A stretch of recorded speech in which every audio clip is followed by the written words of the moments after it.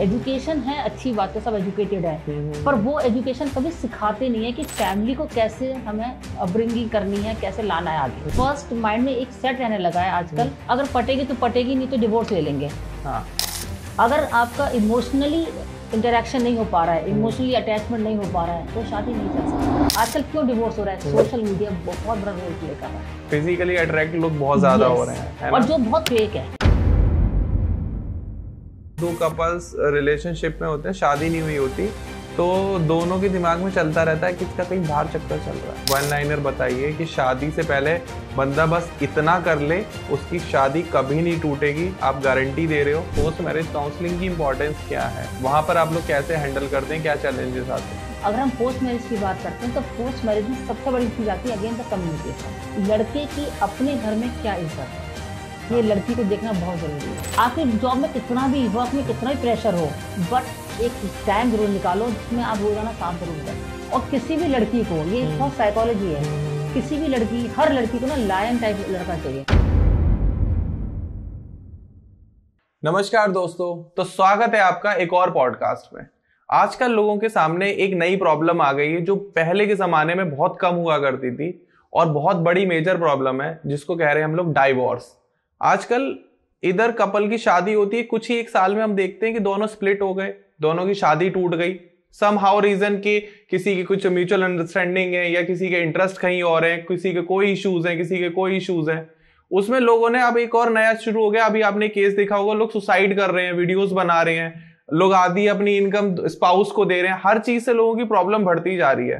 तो इसी प्रॉब्लम के सॉल्यूशन को ढूंढने के लिए, क्योंकि बहुत बड़ी मेजर प्रॉब्लम है, आप लोगों ने भी देखा होगा कि हर तीसरे घर में, चौथे घर में ये प्रॉब्लम बढ़ती चली जा रही है।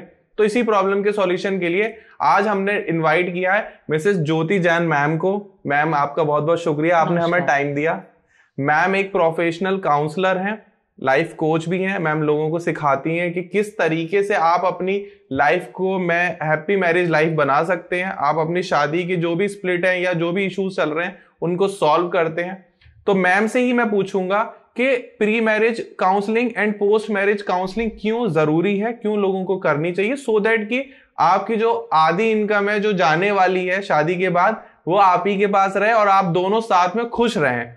तो स्वागत है मैम आपका। नमस्कार ध्रुव जी, आपका बहुत बहुत धन्यवाद कैसे हैं मैम करने के लिए। एकदम बढ़िया, thank you so much ma'am, आप यहाँ आए। और आपने एक टॉपिक बहुत ही अच्छा उठाया है कि ये प्री मैरिज काउंसलिंग क्यों जरूरत है। पोस्ट मैरिज काउंसलिंग तो खैर जरूरत है ही, पर अगर जैसे बोलते हैं ना, prevention is better than cure. Exactly. तो अगर हम पहले ही प्रिवेंशन लेने तो क्योर की जरूरत ही नहीं पड़ेगी। तो बिल्कुल मैम।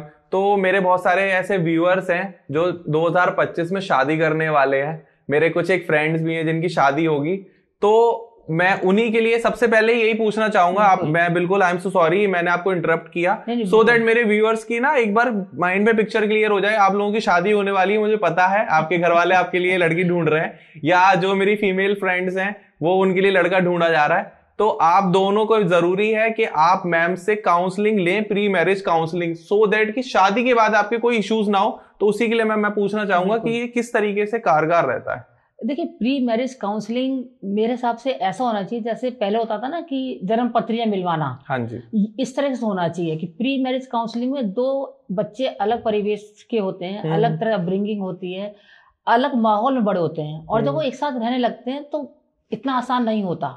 आज एक घर के दो बहन भाई भी अगर साथ रहेंगे तो लड़ना शुरू कर देते हैं। बिल्कुल बिल्कुल। तो ये जब दो अलग घरों के दो बच्चे जब एक साथ रहते हैं तो डेफिनेटली प्रॉब्लम्स आनी है। बिल्कुल। और शादी से पहले एक नॉर्मल है कि बड़ा फेरी वर्ल्ड लगता है। हाँ, दोनों को ही। हाँ। लड़के को भी लगता है पता नहीं वाइफ आएगी तो पता नहीं कितना आराम होगा, टेबल पे खाना मिलेगा, सब कुछ होगा, रेडी रहेगा।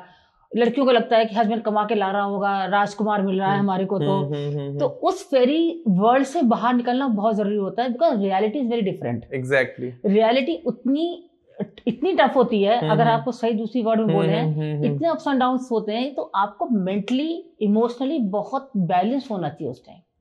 एजुकेशन है, अच्छी बात है, सब एजुकेटेड है, पर वो एजुकेशन कभी सिखाते नहीं है कि फैमिली को कैसे हमें अपब्रिंगिंग करनी है, कैसे लाना है आगे। हमारे किसी एजुकेशन सिस्टम में वो चीज नहीं है। बिल्कुल नहीं है। मतलब हम लोग हिस्ट्री पढ़ाते हैं, ज्योग्राफी पढ़ाते हैं, सिविक्स पढ़ाते हैं, साइंस पढ़ाते हैं, बट कभी भी लाइफ लेसन नहीं पढ़ाते। हाँ जी।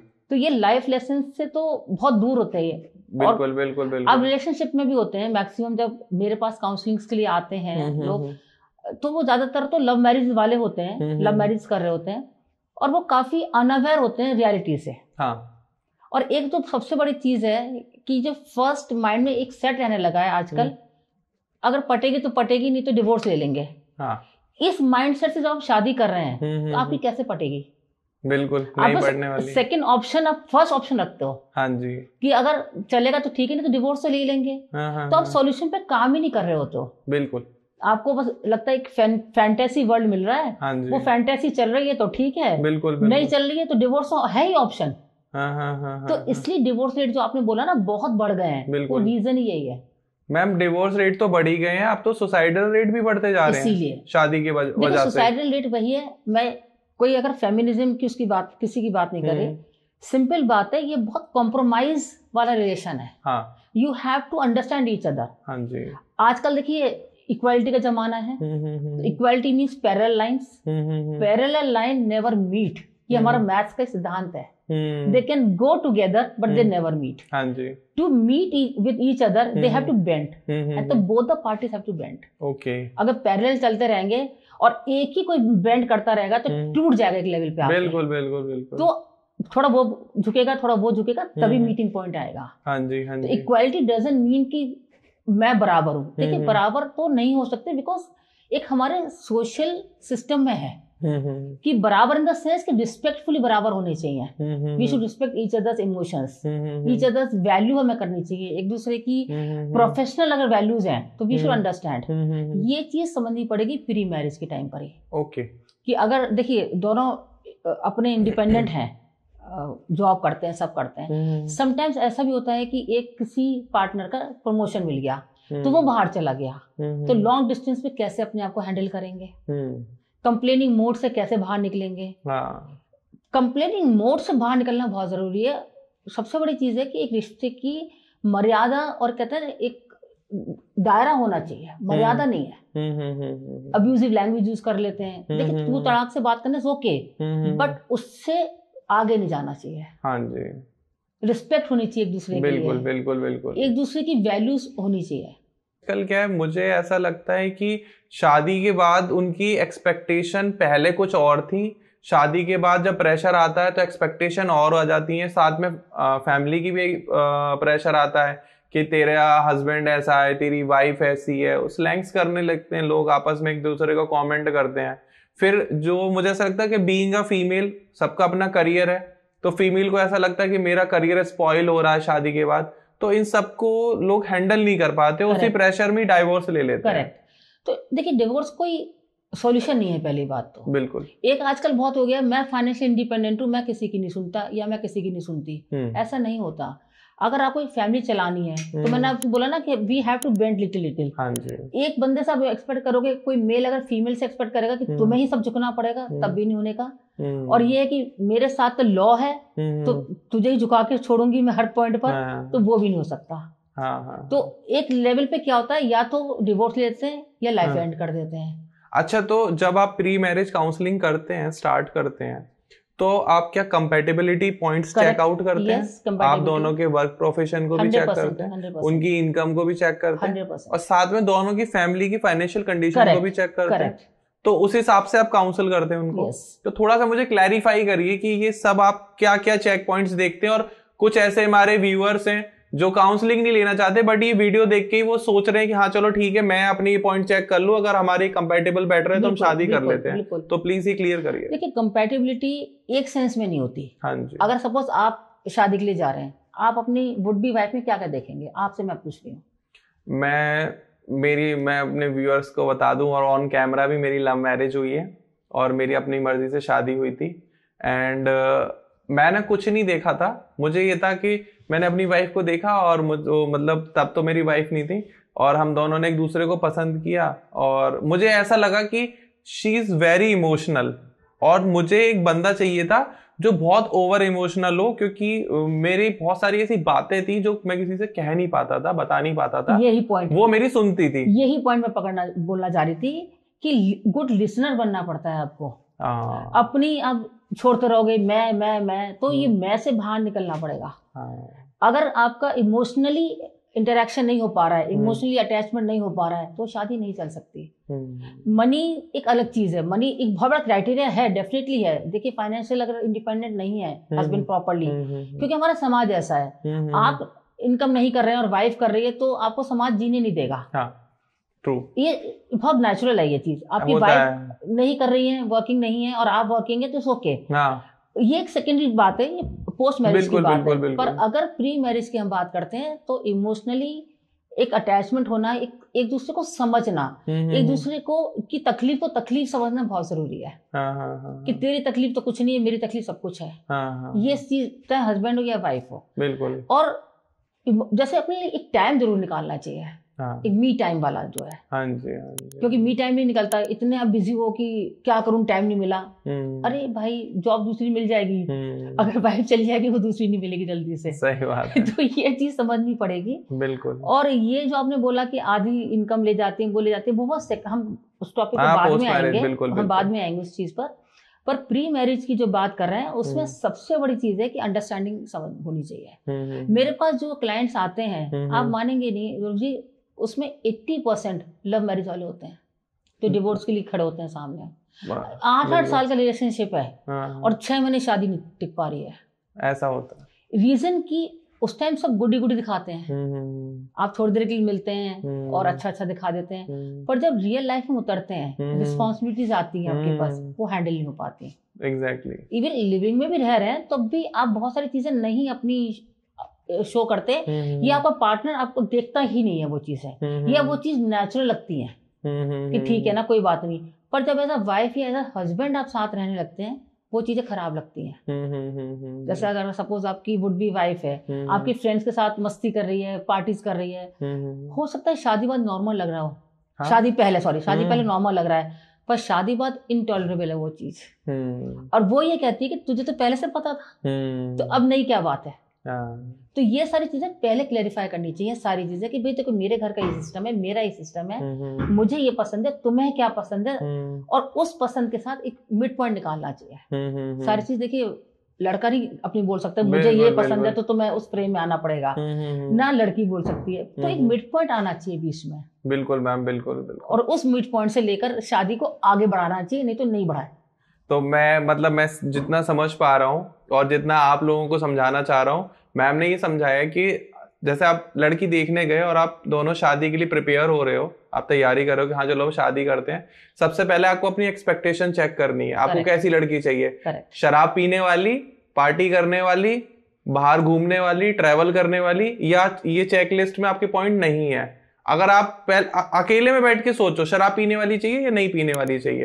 अगर आपको शराब पीने वाली नहीं चाहिए और आपको पता है कि वो शराब पीती है, तो फिर आप शादी मत करो, उस रिलेशनशिप को वहीं एंड कर दो। और क्या करो आप कि देखो मेरे साथ नहीं हो पाएगा बिकॉज मेरी फैमिली में या मुझे नहीं अच्छा लगता। बिल्कुल बिल्कुल। एक्चुअली उस टाइम पे ना इमोशंस उस लेवल पर होते हैं, स्काई हाइट्स पे होते हैं कि बंदा हर कुछ एक्सेप्ट करने के लिए तैयार होता है। लव इज ब्लाइंड, हाँ इसलिए तो बोलते हैं। देखिए जैसे मैं अपना एग्जांपल बोलूं, मैं फैमिली में से थी कि मेरे यहाँ कोई ड्रिंक नहीं करता था, कोई स्मोक नहीं करता था। तो मुझे माइंड में यही था कि मुझे ना ऐसा कोई लड़का चाहिए जो ना ड्रिंक करता हो ना स्मोक करता हो। तो सब लोग बोलते थे अरे कहाँ मिलते हैं ऐसे लड़के, कॉम्प्रोमाइज तो करना ही पड़ेगा। मैं सोचती थी यार ये कॉम्प्रोमाइज नहीं हो पाएगा, चलो देखते हैं। तो जब मेरे हस्बैंड के साथ हम लोग जब देखना वाला कर रहे थे, एक जो फॉर्मेलिटी होती है, तो मेरे हस्बैंड थोड़ा कम बोलते हैं, काफी कम बोलते हैं, तो उन्होंने बस एक ही सेंटेंस बोला, neither I smoke nor I drink. मैंने कहा भाई ये तो सही है। तो ऐसा होता है ना कि कुछ चीजें आपकी कंपैटिबिलिटी ऐसे बन जाती है कि आपके माइंड में वो था और आपने फिर सेकंड चीज सोची नहीं। कि जब उन्होंने बोला कि neither I drink nor I smoke, तो मैंने बोला हाँ भाई मेरे को तो ऐसे ही चाहिए था, तो ही इज परफेक्ट पर्सन। बिल्कुल बिल्कुल। तो ये मेरी अपनी चॉइस थी। ही वांटेड कि एक सिंपल एक एजुकेटेड लड़की हो, हाइट अच्छी हो, तो वो तीनों चीज व्हेन ही सॉ, उन्होंने बोला कि भाई आई रियली वांट। तो सबके अपनी चॉइसेस हैं, हम एक फ्रेम में नहीं ला सकते किसी को भी। जैसे हम देखते हैं आजकल क्यों डिवोर्स हो रहा है, सोशल मीडिया बहुत बड़ा रोल प्ले कर रहा है। हाँ। अगर मैं आपको ऑनेस्टली बोलूं, आप अपनी वाइफ से कितने भी सेटिस्फाइड हैं, पर अगर अपने फ्रेंड की वाइफ का कुछ और आप पार्ट देखते हैं, आप कहते हैं मेरी वाइफ में मिसिंग है ये चीज। फिजिकली अट्रैक्ट लोग बहुत ज्यादा हो रहे हैं, और जो बहुत फेक है। हाँ। जो बहुत फेक है, मतलब अगर आप, क्योंकि मेरे पास देखिए बहुत क्लाइंट्स आते हैं रोजाना हम इसी चीज से डील करते हैं। नहीं, आप बिल्कुल ओपन होके बोल सकते हैं, ऐसी कोई प्रॉब्लम नहीं है, क्योंकि लोगों की प्रॉब्लम है। किसिंग पिक्स डाल रहे हैं फेसबुक पर, और बड़े हगिंग किस वो डाल रहे हैं फेसबुक पर और इंस्टा पर, और जब यहाँ मेरे बैठे होते हैं तो मुझे जैसे बोलते हैं प्रोफाइल आप, तो मैं बोलती हूँ आप में तो बहुत प्यार है। कहता है मैम वो थोड़ा सा बस ऐसी फ्रेंड में दिखाना होता है।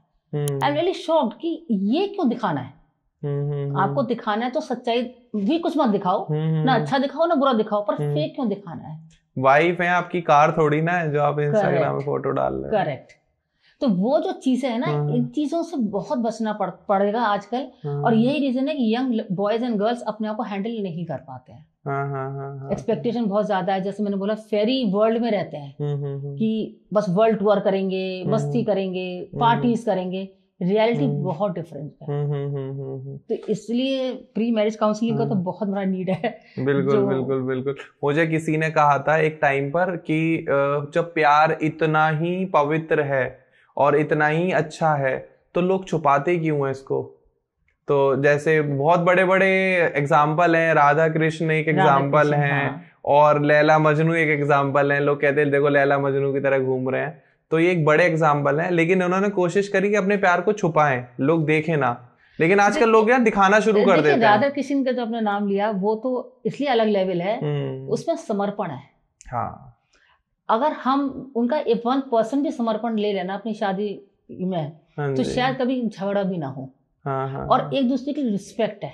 बिल्कुल। आप देखिए बोलते हैं राधे राधे जपो चले आएंगे बिहारी, तो राधे जी का नाम लेने से बिहारी चले आते हैं, बिहारी जी का नाम लेते रहो राधा जी चली आती हैं। मतलब दोनों एक दूसरे के पूरक बन के रहते हैं। तो अगर ये पूरक बन के रहें तो देखिए ना कितना बड़ा, फिर तो ये मैरिज काउंसलिंग की जरूरत ही नहीं पड़ेगी। बिल्कुल बिल्कुल। लेकिन लोग रिजेंबल नहीं कर पाते। बहुत सारे लोग हैं, जैसे एक संत हैं प्रेमानंद जी महाराज, वो अपनी वीडियोस में कहते रहते हैं कि तुम्हें सच में उससे प्यार है तो उसकी खुशी में ही तुम्हारी खुशी है। राइट। तुम अगर उसे खुश देख के तुम खुश हो तो सही में तुम्हें प्यार है, और अगर तुम्हें ऐसा लग रहा है कि वो तुम्हें खुश करे तो वो प्यार नहीं है, वो कुछ और है, वो ट्रांजैक्शन है। बिल्कुल। तो शादी में ट्रांजैक्शन नहीं हो सकता। देखिए आज आप कोई काम कर रहे हैं, जॉब कर रहे हैं, यू आर गेटिंग मनी, तो ये आपका ट्रांजैक्शन है। पर प्यार में ट्रांजैक्शन नहीं होता। बिल्कुल बिल्कुल। हम राधा कृष्ण की बात तो करते हैं, शिव शक्ति की बात तो करते हैं, लेकिन मानते नहीं, पर मानते नहीं है। आज शिव शक्ति भी क्या है, शिवा जैसे मैस्कुलिन फेमिनिन एनर्जीज हैं दोनों, जब ये दोनों एक हो जाती हैं तो शिव शक्ति बन जाती है। ओके। हम कितना शक्ति को, घर की शक्ति को कितनी शक्ति देते हैं आप ही बताइए। घर की शक्ति को हम लोग उतनी शक्ति देते हैं कि आप घर के काम कर सकें, बस उतनी देते हैं बस। मतलब अब तो खैर कुछ चीजें चेंज आ रही है, सिनेरियो में चेंजेस आ रहे हैं, वरना पहले क्या था, अभी तुम चुप रहो तुम्हें नहीं पता। आपने कैसे पता कि घर की फीमेल को नहीं पता, बहुत कुछ पता होता है, पर चांस ही नहीं देते थे। कल्चरल चेंजेस भी आ रहे हैं तो, लेकिन उस कल्चरल चेंजेस के बाद प्रॉब्लम्स भी बढ़ती चली जा रही है। अच्छा मैम, मेरा एक क्वेश्चन है कि प्री मैरिज काउंसलिंग में आपके पास अगर कोई आए और उनको प्रॉब्लम हो रही है ट्रस्ट एंड कम्युनिकेशन की, तो वो उसको कैसे बिल्डअप कर सकते हैं, उसको कैसे एनहांस कर सकते हैं? देखिए ट्रस्ट वही कम्युनिकेशन ही है कि कम्युनिकेट करिए। आपको अगर कुछ एक्सपेक्टेशंस हैं, आपको कुछ भी लगता है कि चाहिए मुझे इससे, तो आप पहले ओपन बोलिए। सपोज जैसे दो फैमिलीज हैं, मैंने आपको बोला था अलग परिवेश के दो बच्चे एक साथ होते हैं, एक बहुत हो सकता है मॉडर्न फैमिली की लड़की हो, लड़का बहुत कंजर्वेटिव फैमिली का हो मे बी, और ज्वाइंट फैमिली में रहना है क्योंकि रीजंस हैं कुछ सपोज, तो उसको बता देना चाहिए पहले से कि देखो मेरे घर का ये सिस्टम है, मेरे घर में ये है। कुछ मैं अपने पेरेंट्स को भी समझाऊंगा कि मेरी जो वुड बी वाइफ आ रही है वो ऐसे माहौल से आ रही है, कुछ वो एडजस्ट करेंगे, और कुछ तुम भी ये सोचना कि इस टाइप का माहौल जो तुम्हारे घर में है वो मेरे यहाँ नहीं है, तो you have to adjust with those things also. तो वो पहले से ही मेंटली प्रिपेयर होके आएगी। होता क्या है, मैक्सिमम मैंने लड़कों के साथ देखा है, वो इतनी दीवानगी में रहते हैं, वो उस टाइम तो हर चीज में हाँ हाँ करते हैं कि हाँ मेरे घर में सब हो जाएगा, ठीक मैं बात कर लूंगा, ये कर लूंगा, पर होता नहीं है। फिर जैसे ही शादी होती है चीजें बहुत डिफरेंट होती है, और लड़की मेंटली प्रिपेयर होके आती नहीं है। वो तो ये सोचती है ना कि हाँ इसने सब बात कर ली होगी, वो ये सोचता है जब वो आएगी तो सब ठीक हो जाएगा। ऐसा होता थोड़ी ना। और भाई से डे 1 से लड़ाइयां शुरू हो जाती हैं, तो कुछ भी बदलने वाला नहीं। इसलिए मैंने आपसे बताया ना कि 8-8 महीने साल का रिलेशनशिप है और शादी 8 महीने नहीं चल पा रही है। जिसके फैमिली का कल्चर है 60 साल से, वो वैसे ही रहने वाला है। थोड़ा चेंज हो सकता है, बट कोई सोचे कि एंटायरली चेंज हो जाएगा, नहीं होगा। और लड़की को भी समझना पड़ेगा कि एक जगह से दूसरी जगह जा रहे हैं तो एडजस्टमेंट्स तो करने पड़ेंगे। एग्जैक्टली। एक प्लांट भी अगर दूसरे पौधे से उठ के दूसरी जगह जाता है तो उसको भी हफ्ता 10 दिन लगता है उस मिट्टी के संग एडजस्ट होने में। बिल्कुल बिल्कुल बिल्कुल। तो इन लॉज को समझना पड़ेगा कि दूसरी जगह से प्लांट आया है ये, तो हमारे यहाँ टाइम लगेगा। डे 1 से ओवरनाइट वो उस घर को एक्सेप्ट नहीं कर सकती, ना प्यार आएगा ना एक्सेप्टेंस आएगी। और हमें उस प्लांट का ध्यान भी रखना है कहीं वो मुरझा ना जाए, मुरझा नहीं जाए। बिल्कुल बिल्कुल बिल्कुल। और डे 1 से एक्सपेक्टेशन नहीं हो सकती, बिकॉज उस लड़की को ना कोई लव है उस फैमिली से, और ना ही कोई कुछ है उसको। मतलब ठीक है वो अपने हस्बैंड साथ आई है, हाँ उसको लव मिलेगा तो डेफिनेटली वो उस घर को अपना लेगी। बिल्कुल बिल्कुल बिल्कुल। गिव एंड टेक की इसमें थ्योरी है। बिल्कुल गिव एंड टेक।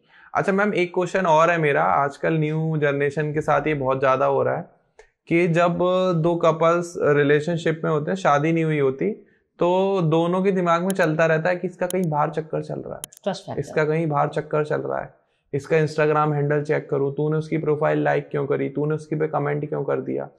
अच्छा ये हमने देखा भी कई सारे पॉडकास्ट में और इंटरव्यूज में सेलिब्रिटीज ने ही बोल दिया कि हाँ मेरा इसके साथ रिलेशनशिप था लेकिन मैं बेटर की तलाश में भी थी, क्योंकि मेरी शादी थोड़ी ना हुई थी, रिलेशनशिप ही तो था, शादी थोड़ी ना हो गई थी। तो हर समय हम बेटर की तलाश करते रहते हैं और रिलेशनशिप में तो ऑलरेडी कमिटेड हैं ही। तो ऐसे लोगों को शादी करनी चाहिए या नहीं करनी चाहिए? नहीं, देखिए अगर आप सेटिस्फाइड ही नहीं है तो कोई फायदा नहीं है। ये तो ये कि नहीं मिला हारे का सहारा वाली बात हो गई कि हम हार गए, कुछ मिला नहीं तो तू ही सही, कोई नहीं तो तू ही ठीक है, ऐसा नहीं होना चाहिए।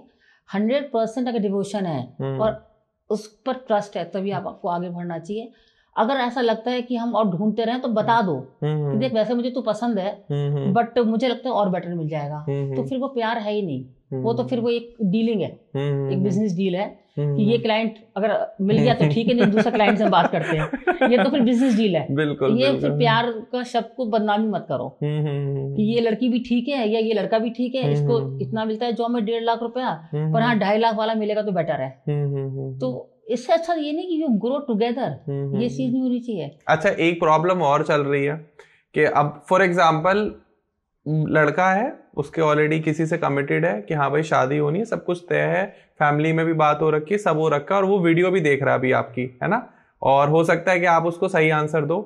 अब क्या होता है, उस लड़के का किसी और के साथ भी अफेयर चल रहा है, तो अब लड़की को पता चल जाता है कि इसका एक और अफेयर चल रहा था कहीं पर, तो अब उन दोनों को शादी करनी चाहिए या नहीं? क्योंकि लड़का सॉरी बोल चुका है, माफी मांग चुका है, लड़की ने माफ भी कर दिया, लेकिन वो पूरी तरीके से कमिटेड नहीं था और ये एक्सेप्ट भी हो गया। चीट तो है ही कहीं ना कहीं, है ना। और अभी अगर फाउंडेशन ही इस तरह से स्टार्ट होगी ना तो लाइफ लॉन्ग एक ट्रस्ट आएगा ही नहीं।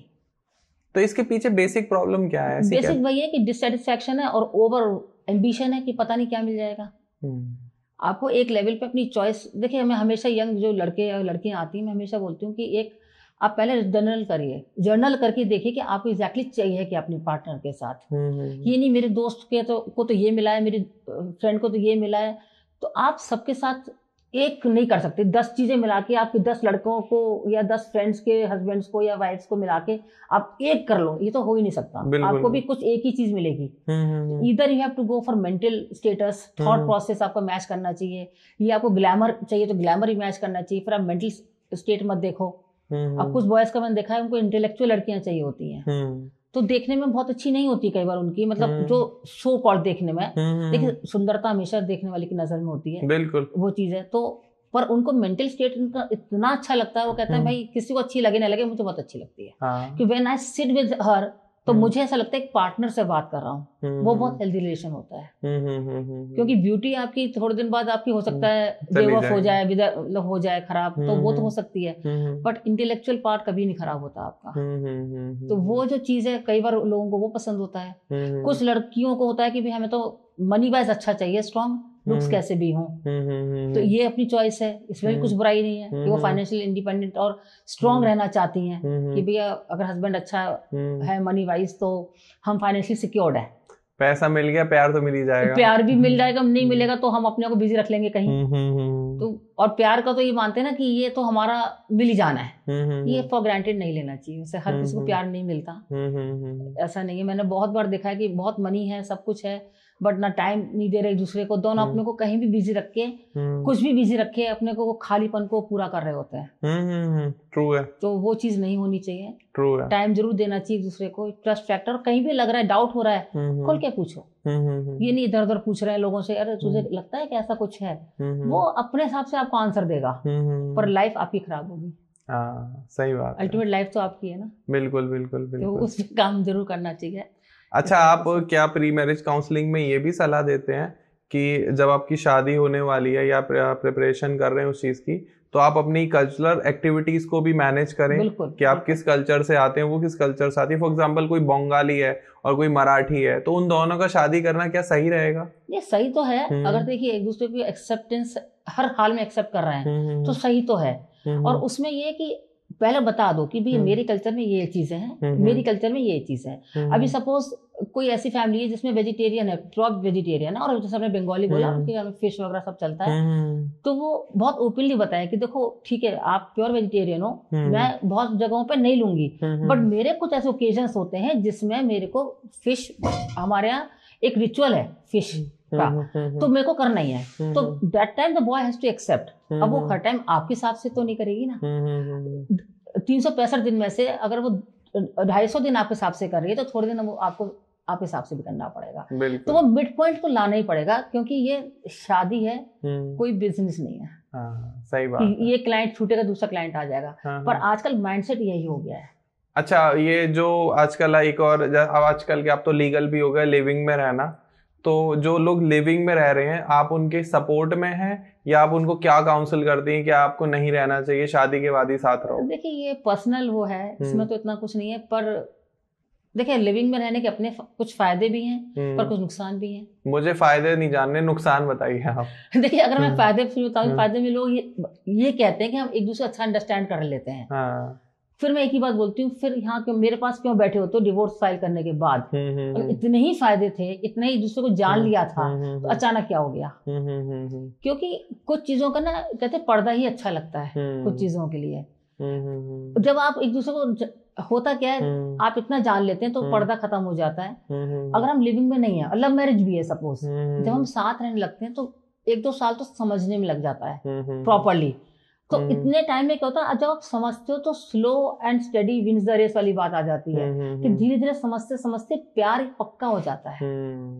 लिविंग में इतना ओपननेस हो जाती है पहले ही कि आई थिंक शादी का कोई क्रेज रहता नहीं है। ये मेरा बहुत पर्सनल है, पर आजकल के जो बच्चे कहते हैं कि नहीं हमें तो बहुत अच्छा इजी रहता है, फिर मेरा एक ही क्वेश्चन होता है, फिर डिवोर्स क्यों हो रहा है? सही बात है। मेरे काउंसलिंग्स में मैक्सिमम वही लोग आते हैं, मानेंगे नहीं, जो 5-5, 7-7 साल से लिविंग में थे। और मेरा फिर एक ही क्वेश्चन आता है कि भाई आप 5-7 साल से अच्छे से जानते थे एक दूसरे को, अब अचानक क्या हो गया? अच्छा, जिन लोगों के लिविंग में रहते हुए या लिविंग में नहीं भी रह रहे बहुत फ्रिक्वेंटली मिलते हैं, लेकिन झगड़े बहुत फ्रिक्वेंट होते हैं वो शादी पहले। हाँ, शादी से पहले प्री मैरिज में, मतलब बहुत जल्दी उनके क्या होता है कि छोटी छोटी बात पर लड़ाई हो जाती है। मतलब इतनी सी बात पर लड़ाई हो जाती है कि अरे तुमने मुझे आइसक्रीम नहीं खिलाई खाने के बाद, और अब हम घर आ गए, तुमने मुझे याद भी नहीं दिलाया, और अब मैं तुमसे बात नहीं करूंगी, 2 दिन के लिए भूल जाओ मुझे। इमेच्योरिटी है। हाँ, इमेच्योरिटी। तो वो उन लोगों को शादी करनी चाहिए या नहीं? देखिए अगर 1-2 बार हो रहा है, कभी प्यार में किसी ने बोल दिया कि तूने मुझे पूछा नहीं, जैसे अपने बच्चे से बोल देते हैं, अपने फादर से बोल देते हैं कि पापा आपने पूछा नहीं, मुझे इतना मन कर रहा था खाने का, कभी तो सोके। बट अगर रेगुलर बेसिस पे हो रहा है तो somewhere that partner is not mentally stable. इतने मूड स्विंग्स के साथ आप कैसे हैंडल करोगे लाइफ को?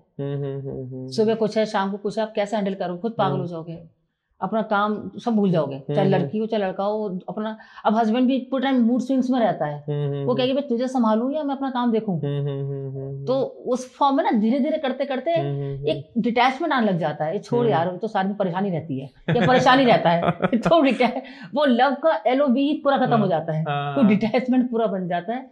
उस चीज से अवॉइड करने के लिए ना आई थिंक मूड स्विंग्स पे भी कंट्रोल करना चाहिए, एंजाइटी डिप्रेशन से कंट्रोल करना चाहिए। उसके लिए मेडिटेशन या मेंटल हेल्थ पे जो वर्क होता है बहुत जरूरी है वो। अच्छा, लुक्स को लेके भी बहुत ज्यादा क्या कहते हैं देखा गया है कि लोग ऐसा देखते हैं, लुक्स को ज्यादा प्रायोरिटी देते हैं इन कंपैरिजन ऑफ क्वालिटी। तो अब जैसे बहुत सारे लोग वीडियोस देख रहे होंगे और वो सोच रहे होंगे कि हमारी बारी कब आएगी। अब लड़की बहुत ज्यादा सुंदर है और वो लड़का ढूंढ रही है कोई मेरे बराबर ही स्मार्ट हो, गुड लुकिंग हो, भले उसके अंदर कोई भी अच्छी और बुरी आदतें हो, उससे कोई फर्क नहीं पड़ता, बस उसे गुड लुकिंग बंदा चाहिए, गुड लुकिंग वाला है। तो उनको आप क्या सलाह देना चाहते हो? ये तो उसकी चॉइस है, वो उसको कैसे भी लड़का चलेगा पर गुड लुकिंग चलेगा, तो उसका तो देखिए कोई वही नहीं है। तो ऐसे लोगों की शादी टिकती है फिर बाद में? नहीं टिकती ना, क्योंकि थोड़े दिन बाद उसको लगता है ये तो he is of no use, मतलब कमा नहीं रहा, कुछ नहीं कर रहा, बुरी आदतों में भी है। फिर वो होता है कि तेरे को देख के क्या करूंगी, सुंदरता देखकर क्या करूंगी, वाली स्थिति है। क्योंकि फाइनेंस बहुत बड़ा रोल प्ले कर जाता है इमीडिएटली आफ्टर मैरिज, क्योंकि फाइनेंस आपको चाहिए। थोड़े दिन बाद आपकी फैमिली बड़ी बढ़ जाती है, वो सब हो जाता है, रिस्पॉन्सिबिलिटीज आ जाती हैं। शादी पहले एक बहुत बड़ा इंपॉर्टेंट पॉइंट जो डिस्कस करना चाहिए कि आप रोजमर्रा के जो घरेलू काम होते हैं उनको कैसे डिवाइड करोगे, ये बहुत जरूरी होता है। बाय डिफॉल्ट नहीं समझना चाहिए ये तो खाना बना ही लेती होगी, ये तो मेरी माँ बाप की सेवा कर ही लेगी, ये बाय डिफॉल्ट नहीं होना चाहिए। या ये मेरे तो माँ बाप को रख ही लेगा क्योंकि मैं तो ओनली चाइल्ड हूँ, तो मेरे पेरेंट्स इसी पे डिपेंडेंट हो जाएंगे, ये बाय डिफॉल्ट कुछ नहीं है। वो सोच रहा है मैं क्यों रखूंगा भाई तेरे पेरेंट्स को, वो सोच रही है मैं क्यों सेवा करूंगी भाई तेरे पेरेंट्स को, तू जाने तेरा काम जाने। तो ये बाय डिफॉल्ट कुछ नहीं है। इससे मतलब बैठ के, क्योंकि आप मैच्योर एक इंस्टीट्यूशन पे जा रहे हो, सोशल ऑब्लिगेशन नहीं है शादी अब आजकल कि बस पब्लिक ने कहा और हमने कर लिया। ये लाइफ लॉन्ग पार्टनरशिप है। बिल्कुल। और अगर लाइफ लॉन्ग पार्टनरशिप में जा रहे हो तो आपको मेंटल स्टेट समझना पड़ेगा एक दूसरे का। ये तो चलिए साथ रहने वाला पार्टनरशिप है, एक बिजनेस पार्टनरशिप में भी आप पार्टनर किसको बनाते हो, जिससे वाइफ्स मिलती हैं। करेक्ट, जिससे आपका सोच मिल रही हो, वाइब्स मिल रही हो, हैबिट्स मिल रही हो। बिजनेस में भी आप उसको पार्टनर बनाते हैं। अगर आप बिल्कुल शराब नहीं पीते, बिल्कुल पार्टीज में नहीं जाते और आपका पार्टनर जो है बिजनेस पार्टनर सारे दिन शराब और पार्टीज करता है, आप कहेंगे भाई काम कब होगा, तू तो सारे दिन चल रहा था पार्टी में, तो वहां पर भी नहीं चलता। तो ये तो लाइफ लॉन्ग मैरिज काउंसलिंग, मतलब मैरिज साथ रहने वाली चीज है। एक घर में एक कमरे में आप लाइफ लॉन्ग रहने वाले हैं किसी के साथ, 33 40 50 साल रहने वाले हैं। तो अगर आपकी वाइब्स ही मैच नहीं कर रही, आप कैसे दम घुटेगा आपका, आपको लगेगा भाई तू जा थोड़ी देर के लिए कहीं, मैं शांति से बैठूंगा। अगर ये आ गया मन में तो टॉक्सिक रिलेशनशिप बन जाता है। अगर मैं आपसे एक वन लाइनर पूछूं कि वन लाइनर बताइए कि शादी से पहले बंदा बस इतना कर ले उसकी शादी कभी नहीं टूटेगी, आप गारंटी दे रहे हो कि वो कभी, थोड़ी मोटी लड़ाइयां हर जगह होती हैं लेकिन शादी नहीं टूटेगी, आप डाइवोर्स केस पर तक नहीं पहुंचोगे, आप सुसाइड नहीं करने वाले, कुछ ऐसा नहीं, इतने बड़े जो डिजास्टर्स हो रहे हैं वो नहीं होंगे, तो आप क्या सलाह देते हो? पहले ट्रस्ट, सबसे बड़ा ट्रस्ट कि ये बंदा, आपको कोई आके बोले ना अपने पार्टनर के बारे में, यार तेरी बीवी उसके संग घूम रही थी आज, तो आप बोलोगे अच्छा बस ठीक है, रिएक्शन नहीं दोगे। शाम को जब वो घर आए आराम से पूछो, यार आज किसके साथ थी, मैंने देखा था, मतलब वो मुझे फ्रेंड बता रहा था, वो क्यों नहीं मेरे बचपन के दोस्त मिल गया था, ओके बस, क्योंकि आपको ट्रस्ट है उसके ऊपर कि कुछ भी गलत काम नहीं करेगी ये। आपकी वाइफ को आके किसी ने बोला कि अरे तेरा हस्बैंड तो ना, मुझे देखा था वो रेस्टोरेंट बैठा थी लेडी के साथ, एक होता रिएक्शन, आने दो आज, मुझे चीट कर दिया तुमने, ये कर दिया वो कर दिया, एक तो ये रिएक्शन है। एक है कि आज कौन मिला था, किसके संग गए थे, वो कहे भाई वो मिल गई थी मुझे, पुरानी अपनी कलीग थी मेरी। अच्छा, तो ये ट्रस्ट है, ये सिचुएशन वही थी, आपने हैंडल कैसे किया वो है। एक नया जेनजी में एक नया टॉपिक और बन के आने वाले टाइम में आ चुका है, मुझे स्पेस नहीं मिल पा रहा है। हाँ, ये स्पेस का बहुत, तो स्पेस दो आप, जरूरी नहीं होता कि आपकी शादी होगी तो आपको एक कमरे में एक बेड पे सोना ही पड़ेगा, आपका मन नहीं है उस दिन भी। आप दूसरे रूम में जाके सो, हो सकता है उसको बुक पढ़ने का मन है, उसको म्यूजिक सुनने का मन है, उसको अपने किसी फ्रेंड से बात करने का मन है, कि मेन विमेन दोनों के लिए हो सकता है कि आज आदमी का मन कर रहा है कि आज मैं शाम रात को बैठ के मैं मूवी देखूंगा कोई, तो देख ले भाई, मैं दूसरे कमरे में सो जाऊंगी, क्या दिक्कत है। इसलिए ये स्पेस तो देखिए एक ह्यूमन बीइंग वाला नेचर है, इसमें ऐसा थोड़ी ना कि नहीं तेरी शादी हुई तो मैं अगर 10 बजे सो रहा हूँ तुझे 10 बजे सोना पड़ेगा क्योंकि मुझे पसंद नहीं है। अरे भाई आपकी प्रॉपर्टी नहीं है आपका पार्टनर, ये समझना बंद करें कि ये अब कहाँ जाएगी, ये अब कहाँ जाएगा। देखिए मैं हमेशा बोलती हूँ सब लोगों को कि एक फियर फैक्टर के साथ शादी नहीं चलती, बट एक फियर होना चाहिए कि ये मुझे छोड़ भी सकता है या छोड़ भी सकती है। बिल्कुल बिल्कुल, ये नहीं है कि अब ये कहाँ जाएगी। जैसे सुंदरकांड में भी अगर आपने सुना होगा तो 56वें श्लोक में है कि भय बिन होत न प्रीत, तो भय बिन होत न प्रीत वही है कि बिना डर के प्यार भी नहीं होता। तो हल्का सा वो डर रहना चाहिए एक दूसरे के लिए, और वो डर रिस्पेक्ट के फॉर्म में आता है। डर ये नहीं कि वो आप थर थर कहाँ पर उसके बिना, उसके लिए ऐसा नहीं होना चाहिए कि जैसे आजकल मैं देखती हूँ लड़कियां या लड़के, देख तू मेरी बात मान ले नहीं तो मैं तो छोड़ दूंगी तुझे, मैं तो ब्रेकअप ले रही हूँ, ब्रेकअप कर रही हूँ। ये फियर के साथ आप रिलेशनशिप आगे बढ़ाओगे तो कब तक चलेगा। अच्छा, हम न्यूज में देखते हैं आजकल ब्रेकअप के बाद ऐसा भी होता है, देखा गया है कि उसको काट के और कुकर में पैक करके और जमीन में गाड़ दिया। ये तो मेंटली अनस्टेबल है, बहुत ज्यादा अनस्टेबिलिटी आती जा रही है। कुछ लोग सुसाइड भी कर लेते हैं ब्रेकअप के बाद। ये मेंटली अनस्टेबिलिटी है। हाँ, जैसे जो मैं काम करती हूँ, मैं हार्मोन्स पे भी करती हूँ एक्चुअली, हार्मोन बैलेंसिंग पर। तो उसमें वही करती हूँ कि जब आप सपोज आपको गुस्सा आया अपने किसी भी पार्टनर के ऊपर, किसी के ऊपर आप थोड़ा चिल्ला लिए, वो नॉर्मल है। तो उठा के आपने उस पर सर फोड़ दिया, उसका ईंट पत्थर उठा के बेलन चिमटा जो मिला वो डाल दिया उसके ऊपर, उससे खून निकल आया, उसको मार रहे हो, ये नॉर्मल नहीं है। इसका मतलब जो आपका हार्मोन रिलीज हुआ गुस्से वाला, वो इतना ज्यादा रिलीज हो गया कि आपकी बॉडी हैंडल नहीं कर पाई। ओके, ये बहुत बड़ा साइंस है इसके पीछे, जिस पर मेरा यूएसपी है ये। ओके, कि मैं हार्मोन बैलेंसिंग पे बहुत ज्यादा काम करती हूँ व्हाइल डूइंग वर्बल काउंसलिंग। कि वर्बल काउंसलिंग तो डेफिनेटली हेल्प करती है, थॉट प्रोसेस चेंज करती है, anger management. Yes definitely. Anger management की जो चीज है वो हार्मोन्स पर होती है। कि आपका जब हार्मोन रिलीज हुआ वो इतना तेजी से रिलीज हो गया कि आपकी बॉडी हैंडल नहीं कर पा रही है, तो वो रिएक्ट करेगी सामान फेंकने पे, या अपना सिर फोड़ने लग जाते हैं लोग, सेल्फ हार्म करने लग जाते हैं, करते लोग। और वो इसलिए करते हैं कि देख मैं, वो दिखाते हैं, फियर लाते हैं। हाँ, फियर लाते हैं कि देख आज तो, हाँ अब वो डर जाता है, जैसे दरवाजा बंद करके बैठ जाएंगे, अब दूसरा पार्टनर डर रहा है अंदर से कि भाई कुछ कर ना ले, मेरे को जेल हो जाएगी, वो एक अनजाने फियर में ही वो बेचारा परेशान हो गया। ऐसे रिलेशनशिप का क्या फायदा, क्या फायदा? तो ये सब चीजें पहले से होनी चाहिए कि भाई देख मुझे ये नौटंकियां नहीं चाहिए। अगर तुम मेरे संग हैंडल कर सकती हो, मतलब मेरी चीजें संभाल सकती हो तो ठीक है। सेम लड़की की भाई इतना तू देख सकते हो तो तुम ठीक है, otherwise it's okay, we can be just friends. दोस्तों लाइफ में इतनी ज्यादा प्रॉब्लम है, उनसे लड़ लो, पार्टनर से लड़ने की नहीं, पार्टनर से लड़के देखिए, एक तो एक दूसरे के काम की रिस्पेक्ट करनी आनी चाहिए। हाँ जी।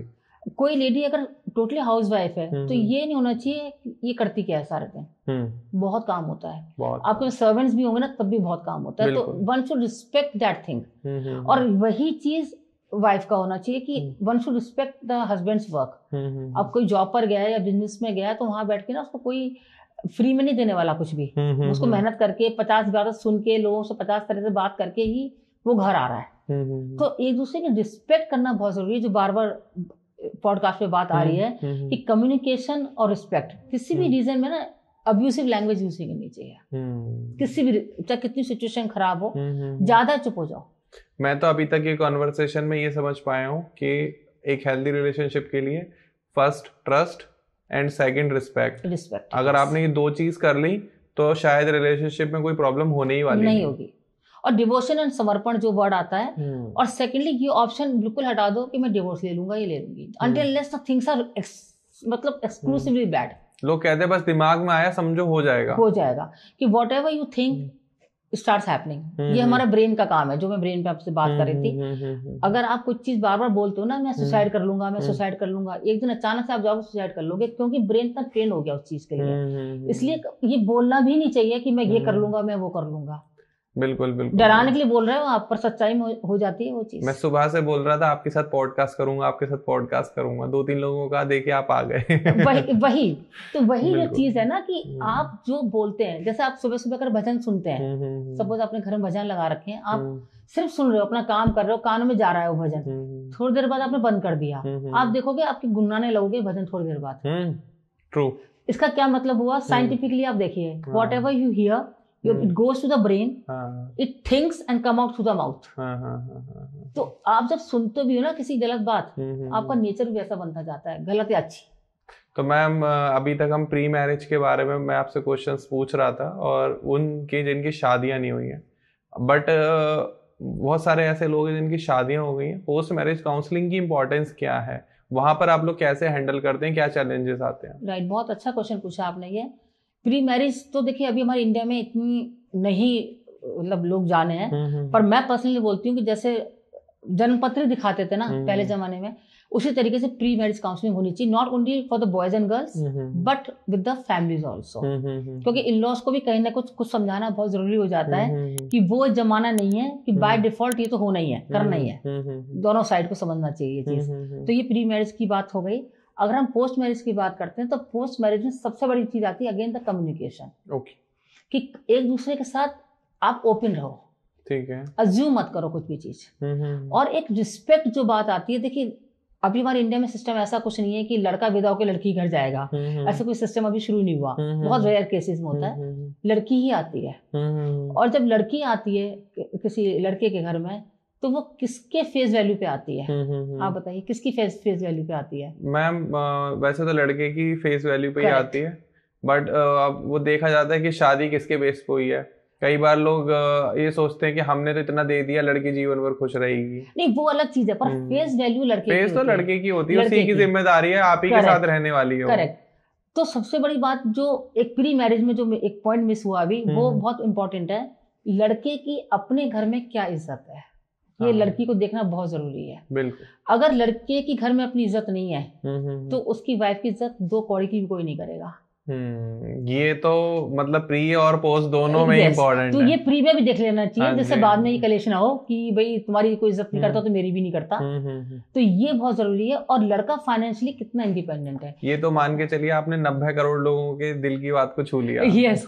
देखिए जॉब्स में तो पता है लड़का 1 कमाता है, 1.5 कमाता है, 50 कमाता है, पता होता है। पर जहाँ फैमिली बिजनेसेस हैं वहां पर कुछ नहीं पता चलता कि बता देते कि हमारा इतने का बिजनेस है, पर लड़के की क्या स्टैंडिंग है उस बिजनेस में। अगर लड़के की कोई स्टैंडिंग नहीं है, सपोज तो उसको 100 रुपए के लिए भी अपनी मदर फादर से पैसे मांगने पड़ेंगे कि मुझे अपनी बीवी को चाट खिलाने ले जाना है, भाई 100 रुपए दे दो। कई बार बड़े भाई की हैंड होल्डिंग होती है। यस, तो ये हैंड होल्डिंग को समझना पड़ेगा कि लड़के की क्या स्टैंडिंग है उस बिजनेस में। या जॉब में भी ये लड़का, तब भी उसके घर में उसकी कितनी वॉइस की वैल्यू है। अगर उसकी वॉइस की वैल्यू नहीं है, उसकी वाइफ को कोई नहीं करेगा रिकॉग्नाइज। बिल्कुल। क्योंकि लड़का स्टैंडिंग ले पाएगा, और जब लड़का स्टैंडिंग ले पाएगा तो उसकी वाइफ को तो सब फुटबॉल बना देंगे।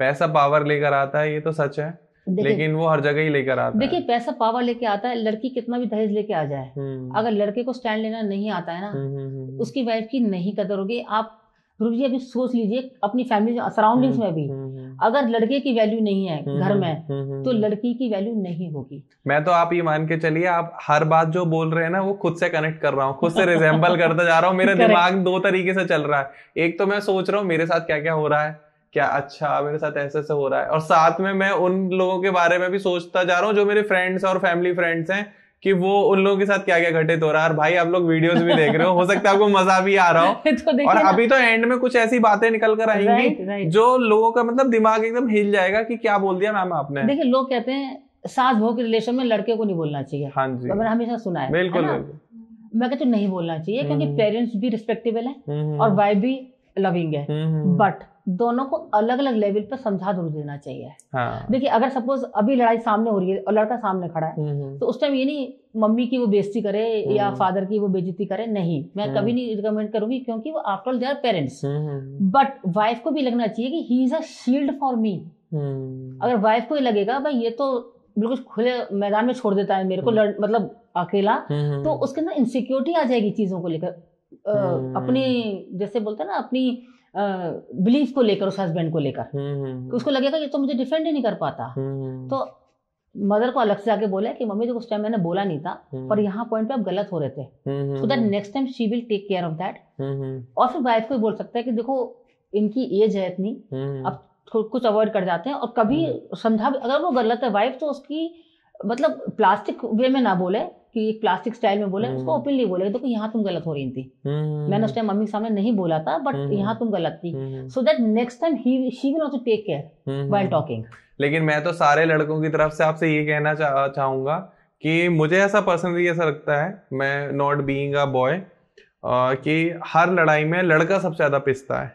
वो उधर से भी गाली खा के आता है और अंदर बेडरूम में भी गाली खाता है कि तुम्हारी मम्मी ऐसी है, तेरी बीवी ऐसी है। और खासकर ये गरीब बेचारे लव मैरिज वाले, इनकी तो सबसे ज्यादा जीवन मतलब, और ऊपर से बॉस का प्रेशर, इधर मेल फाइनेंशियल प्रॉब्लम, ये तो कंप्रेस डिप्रेशन में चले जाते हैं। दिस इज अ रीजन कि वो डिप्रेशन में जाके, देखिए जो ज्यादा डिप्रेसिव हो जाता है वो सुसाइडल नोट पे चला जाता है, वरना डिप्रेशन में जाके या तो वो रॉन्ग एडिक्शंस में चले जाते हैं या घर से बाहर रहने लग जाते हैं कि भैया मुझे जाने नहीं घर में जो हो रहा है होता है। तो इन सब चीजों से बचने के लिए एक मिड पॉइंट लाना पड़ता है। देखिए साथ रहना, इसलिए लोग कहते हैं आजकल नया एक कॉन्सेप्ट आया कि बेटा बहू को अलग कर दो। मैं इस चीज में नहीं बोलती कभी, मैं बोलती नहीं, क्योंकि बड़ों का एक्सपीरियंस होता है, पर बड़ों को समझना पड़ेगा कि एक सिर्फ मॉनिटर करना है, ये नहीं हमने जो कह दिया वो फाइनल है।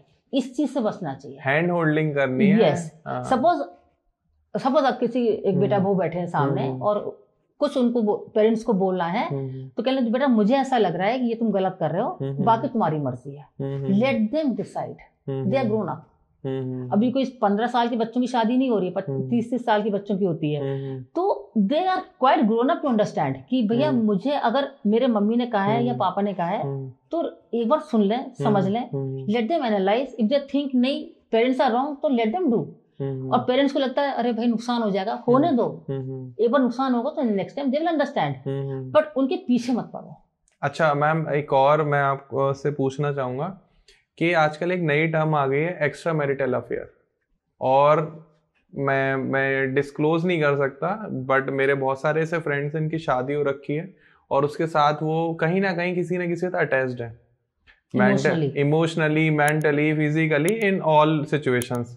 I don't know why but ये बहुत ज्यादा बढ़ता जा रहा है, तो इसके पीछे के लॉजिक क्या है? और not for male, in for female also, तो इसके पीछे के रीजन क्या है और वो इसको कैसे ओवरकम करें? देखिए कहीं ना कहीं इमोशनली सपोर्ट नहीं है। ये तो आप मानेंगे घर में जैसे कहते हैं ना, घर से अगर कोई भूखा जा रहा है तो बाहर हर हलवाई की दुकान अच्छी लगेगी। हाँ। तो घर से अगर इमोशनली सपोर्ट नहीं है तो बाहर जहां कंधा मिलेगा वो वहीं पे लुढ़क जाएगा। देखिए किसी की तो फितरत भी होती है, ऐसा नहीं हर जगह ऐसा।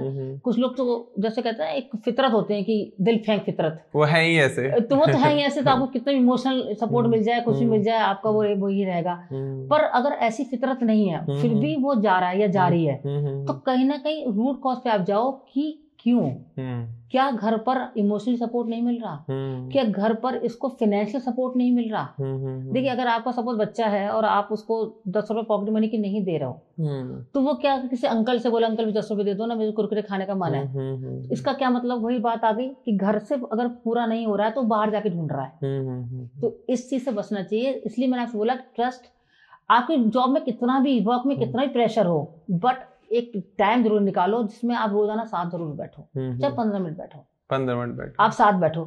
हर वीकेंड पे कोशिश करो कि एक इंडिविजुअल इंडिपेंडेंट डेट पे जाओ, चाहे शादी को 20 साल हो गया हो। इससे एक तो एक दूसरे के मन की बात होती है और एक दूसरे केयरिंग फील होती है। ओके, ये नहीं अब ठीक है अब छोड़ो अब क्या करना है, तो बच्चे हो गए। हाँ, इससे तभी तो आप देखते हो ना इस जनरेशन में जो है स्टार्टिंग में ही डिवोर्स हो जाते हैं, या तो या 25-30 साल बाद भी डिवोर्स हो रहे हैं। I know so many people around my surroundings जिनकी शादी को 30 इयर्स हो गए, नाउ दे गेटिंग सेपरेटेड, कि नहीं हो रहा।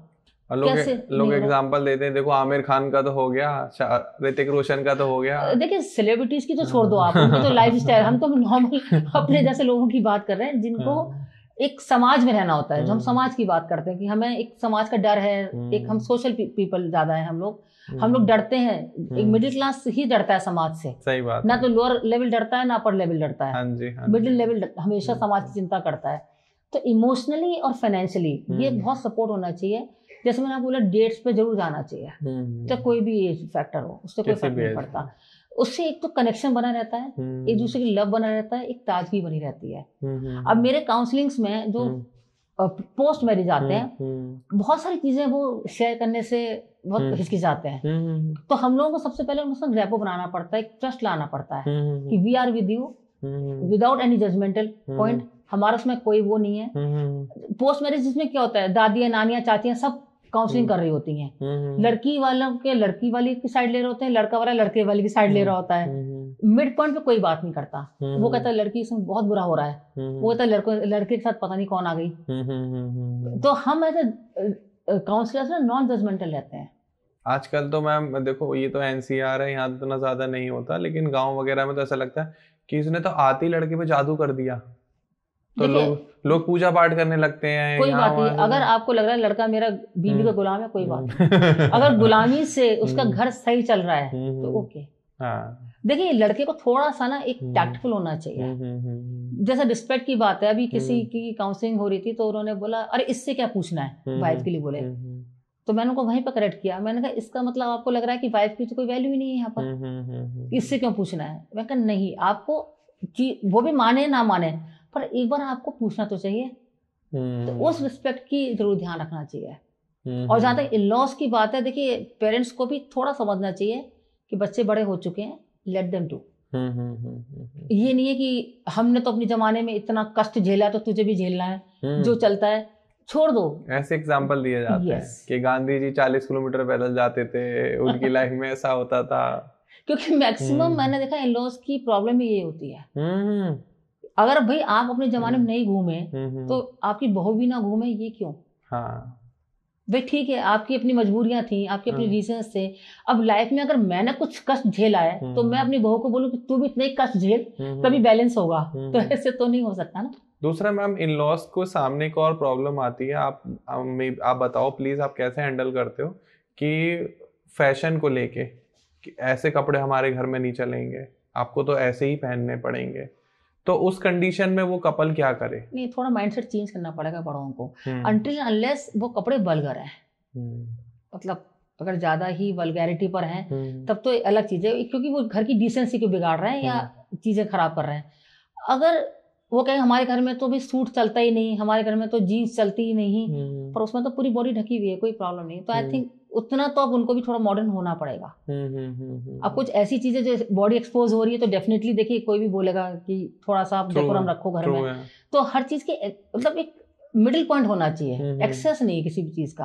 या तो बिल्कुल सिर ढक के साड़ी में काम करो, या बिल्कुल हम तो न्यूडिटी पे काम करेंगे, तो वो न्यूडिटी भी नहीं होनी चाहिए और उस लेवल पे भी नहीं होना चाहिए। तो थोड़ा दोनों साइड के थोड़े थोड़े ना, मैंने कहा थोड़ा इधर से बेंड होना ही पड़ेगा, तभी आप साथ रह सकते हो। क्योंकि स्टार्टिंग में देखिए एक बहुत ये प्रैक्टिकल बात है कि जब कोई लड़की आती है ना, उसको आप 2-3 साल प्यार दे दो, ये मेरी गारंटी, जो मदर्स इन लॉ सुन रही हैं उनके लिए ये 2-3 साल आप अपना प्यार दे दो, वो आपकी 100% आपकी बन जाएगी। ये बिल्कुल आपने एक रेमेडी की तरह बता दी, एस्ट्रोलजर्स बताते हैं, ये रेमेडी है कि अगर आप 2-3 साल उसको अपना पूरा प्यार दे दो और उसको ये बोल कि बेटा तेरा अपना घर है, तुझे जो बनाना है, जो खाना है, जो करना है। देखिए जैसे नॉनवेज की मैंने बात बोली, उस चीज को तो पहले क्लियर है वो चीज तो। बाकी आज सपोज ये नहीं कि अगर मेरे घर में तो 2 टाइम रोटी बनती है तो तुझे 2 टाइम रोटी ही खानी पड़ेगी, तेरा मन है वेस्टर्न कुछ खाने का तो बना ले। उसको एक बार ये फील हो जाए कि मेरा अपना घर है, then you see the wonders. मतलब आप अपनी बेटी को भूल जाओगे, ये हालत हो जाती है। लड़की इतनी अपनी बन जाती है, पर उतना पेशेंस चाहिए आपको 2-3 साल का। बिल्कुल आने के साथ उसको बिल्कुल चाबी कस दो कि भाई तुझे तो मेरे साथ चलना पड़ेगा, तूने मेरे लड़के में जादू कर दिया और ये हो गया। तो ये फालतू वाले जो है ना, फिर नहीं कोई झेलता।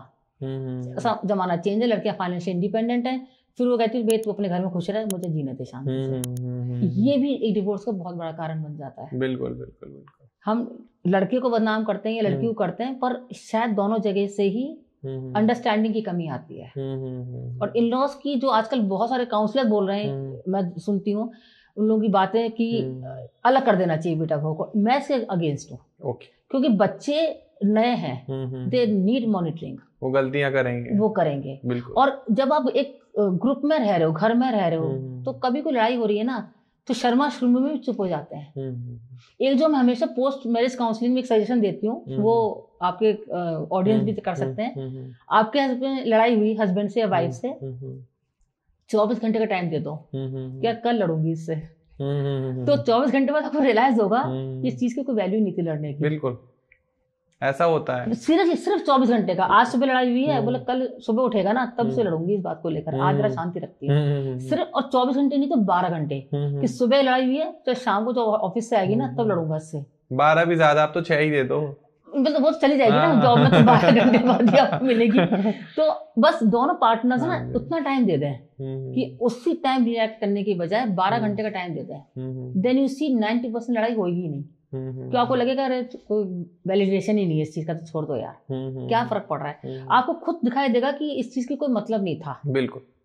तो मैम आपसे बात करते करते टाइम का पता ही नहीं चल रहा कि टाइम कहाँ जा रहा है, और क्वेश्चंस तो हजारों हैं, क्योंकि एक छोटी सी लाइफ है लेकिन प्रॉब्लम कई लाख हैं, बहुत सारी। तो उसमें से ही एक मेन प्रॉब्लम ये भी आती है क्या, जैसे दोनों हस्बैंड वाइफ हैं, साथ रह रहे हैं, बट हस्बैंड क्या थोड़ा सा क्या कहते हैं, डोमिनेट नहीं कर पा रहा अपनी फैमिली में, अपनी वाइफ के लिए स्टैंड नहीं ले पा रहा। वाइफ को किसी ने कुछ भी राह चलते बोल दिया और वो बेचारा एक्सेप्ट करके चुपचाप आके सो जाता है, और वाइफ को शील्ड भी नहीं कर पाता, तो आप उनको किस तरीके से काउंसिल करते हैं? देखिए, डोमिनेट ना करे वो फर्क नहीं पड़ता। अच्छा। फैमिली को डोमिनेट करने की जरूरत भी नहीं है, बट हाँ, वाइफ के लिए स्टैंड जरूर होना चाहिए। जब मैंने स्टार्टिंग में कहा था कि कोई भी लड़की बॉय की शक्ल पर ही शादी होती है, बिल्कुल। और देखिए, लव मैरिज हो या अरेंज मैरिज, अल्टीमेट जब वो उसकी फैमिली को एक्सेप्ट कर रही है तो उसकी फैमिली में रह रही है। क्योंकि हमारे इंडिया में बॉय टू गर्ल शादी नहीं हो रही है, गर्ल टू बॉय नहीं होती, फैमिली टू फैमिली होती है। तो एक्सेप्टेंस पूरी फैमिली के साथ होती है।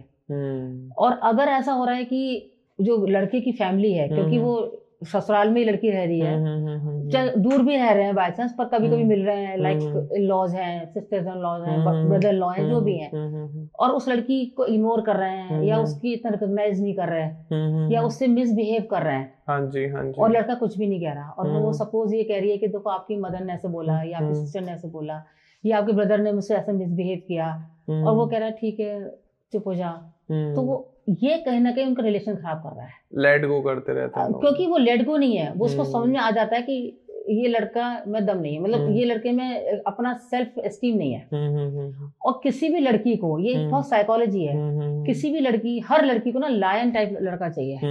वो नहीं चाहिए बिल्कुल कि मीक क्वाइट वैसा वाला नहीं चाहिए, एक डिसेंट चाहिए। वरना घर के अंदर, आप कहते हैं ना, घर के अंदर आप डिसेंट रहो, बाहर धारने वाला चाहिए। वो होता है रियल मर्द वाली बात, कि बाहर जब जाए लड़की तो एक साथ में शील्ड चाह रहा है, एक कवच है साथ में उसके, कि ये मेरे साथ है तो मुझे कुछ चिंता नहीं है, मेरे को कोई कुछ नहीं बोल सकता, चाहे घर वाला चाहे बाहर वाला। ये ट्रस्ट फैक्टर उस लड़की के अंदर आना चाहिए। जब तक ये नहीं आएगा, वो इनसिक्योर फील करेगी और उसमें चिड़चिड़ाती रहती है वो लड़की हमेशा, और इस बात को लेकर लड़ाई होती रहती है, जिसमें उन दोनों रिलेशन खराब होता है। अल्टीमेटली आपने देखा भी होगा अपने सराउंडिंग्स में भी, कि वो लड़का कुछ नहीं कह रहा है तो वो घर आके झगड़ा होना शुरू हो गया, बिल्कुल, और वो फिर भी क्वाइट है, तो वो कहती है कि अब मुझे तेरे साथ रहना ही नहीं है, कि जब तू कभी स्टैंड नहीं ले सकता। अच्छा, फिर अगर लड़की ने कभी कोई गलत बोल दिया तो वो उस पर बोलता है कि तुमने मेरी मदर से ऐसे क्यों बोला, मेरी सिस्टर से ऐसे क्यों बोला, फिर डबल लड़ाई हो जाती है कि अब तेरा मुंह क्यों खुल रहा है, उस दिन कहाँ चले गया था। तो ये है छोटी बातें हैं जो शायद लड़कों को समझ में नहीं आती, इसीलिए प्री मैरिज बहुत जरूरी हो जाती है काउंसलिंग। यहीं से बात घूम के आती है कि प्री मैरिज पे इस तरह से मेंटली प्रिपेयर करना पड़ता है लड़के को भी लड़की को भी, कि आपको ये समझना पड़ेगा।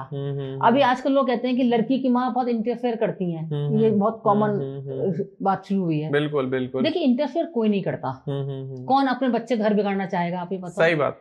ना लड़के के पेरेंट्स, ना लड़की, इवन लड़के की मदर भी नहीं चाहती घर बिगड़े, पर एक इनसिक्योरिटी होती है उसके अंदर कि मेरा लड़का मुझे छोड़ के ना चला जाए, तो वो क्या चाहती है, उतना दबा के रखूं कि इसकी हिम्मत ना हो मेरे सामने बोलने की। एग्जैक्टली। और साइकोलॉजिकल उल्टा हो जाता है, जितना आप किसी को दबाओगे वो उतने रिटेलिएट करता है। हाँ, ट्रू, वो उतने रिटेलिएट करता है। तो यहाँ से कहानी शुरू होती है।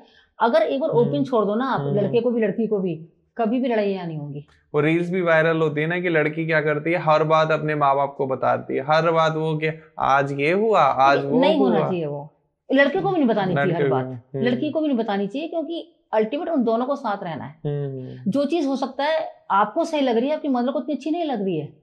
अगर आपने बोला कि मम्मी आज मैंने ना बर्तन साफ करा है वाइफ के साथ, आपकी मदर को हो सकता है उतनी अच्छी ना लगे, तूने क्यों करा है, तो कर लेती अपने आप, ये सेंटेंस आ सकता था। पर आपको पता है कि भाई वो अकेली कितना करेगी, ये आपका कंसर्न था, तो उस तरीके से आप कर रहे हो। अब फाइनेंशियली अगर घर में लड़की हेल्प कर रही है, हो सकता है लड़की की मदर बोले भाई तू इतना मत करा कर, वो अपने आप कर लेगा, तू अपना पैसा बचा के चल। हो सकता है मदरली पार्ट को कंसर्न है, वो गलत सलाह नहीं दे रही है, बट लड़की को पता है ना कि हमें संग ग्रो करना है, हमारे को we want to be rich together, वो सिचुएशन लेनी चाहिए। मैं हमेशा बोलती हूँ रिच पर्सन से शादी हो जाए गुड, नहीं तो बिकम रिच टुगेदर। हाँ, ट्रू। साथ में काम करो, साथ में एक अलाइनमेंट रखो, साथ में एक कॉर्पोरेट एक आना चाहिए दोनों के अंदर कि we both are one, we both are one. आपके रिलेटिव्स उसके रिलेटिव्स, उसके रिलेटिव्स आपके रिलेटिव्स। कितने काउंसलिंग में होता है कि भी मेरे घर वाले आते हैं, मुंह सड़ाती रहती है। कितने लड़के मुझे बोलते हैं आके, वो कहते हैं मुझे पसंद नहीं आते, मुझसे बदतमीजी करते हैं यहाँ के।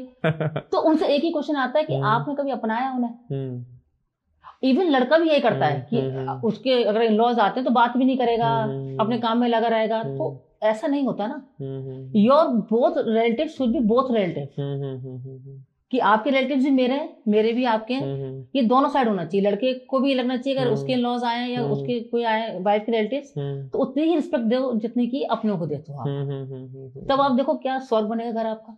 मुझे तो मतलब ये मान के चलिए इस पॉडकास्ट में कहीं भी ऐसा नहीं लगा कि आप सिर्फ फीमेल की तरफ से पार्ट ले रहे हो, लड़कों की प्रॉब्लम्स को रिकॉग्नाइज नहीं कर रहे हो, उनकी बात नहीं कह रहे हो।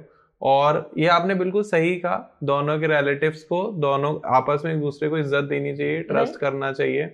और जैसे आपने बताया लड़का स्टैंड नहीं ले पाता, ये बहुत कॉमन प्रॉब्लम है। और आई होप आप ये वीडियो देख रहे हो, और हो सकता है ये मेरे साथ भी प्रॉब्लम हो, और मतलब मेरी फ्री में मैरिज काउंसलिंग की एक काउंसलिंग हो गई इस पॉडकास्ट के थ्रू। एंड हैप्पी कि आपने इस टॉपिक को सोचा और आपने इनवाइट किया, क्योंकि ये बहुत बहुत जरूरी है आज के जमाने में, बहुत जरूरी है, इम्पोर्टेंट भी है। रीजन भी, लोग अपने लाखों करोड़ों रुपए यूं ही खर्च कर दे रहे हैं, यूं ही दाव पे लगा दे रहे हैं, अपनी इज्जत खत्म कर दे रहे हैं। डाइवोर्स इंसान, ये डाइवोर्स लेडी है, डाइवोर्स मैन की कोई इज्जत नहीं है ज्यादा सोसाइटी में।